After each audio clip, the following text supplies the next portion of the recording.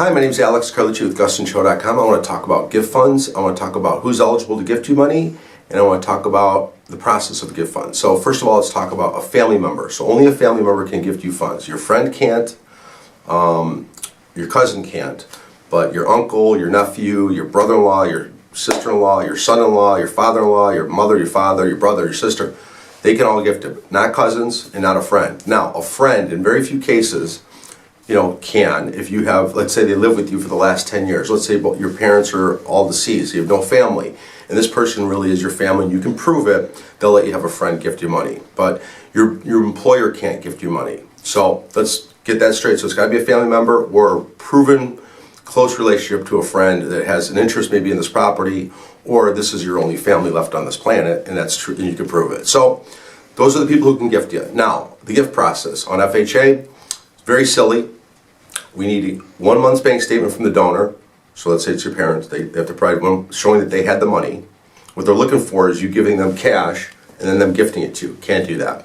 So the parents have to have the money, and they have to write you a check or wire it. If they write you a check, then you get a copy of the check.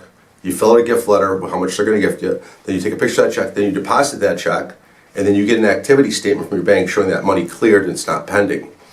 That's the process for a gift on FHA. Now, if they wire it, then they need to see the money. Oh, one more thing on the last one. They need to see the money coming out of the parent's account. So you have to get an activity statement showing the money leaving. So if it's a wire, you don't need a check. You still need to show that they had the money, and then the money actually left their account, and the money actually went into your account. So they always want to see the money coming out and going in.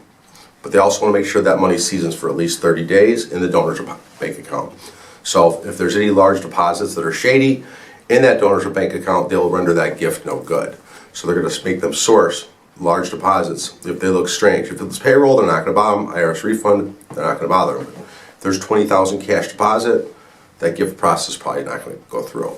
VA is exactly the same thing.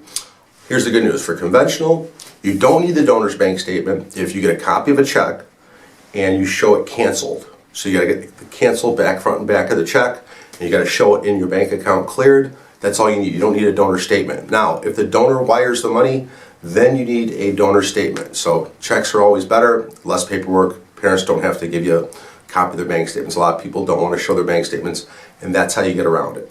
So if you made sense of all that, that's great. If you didn't, give me a call. I'll explain it to you all again. My phone number is 630-915-7550. Please subscribe.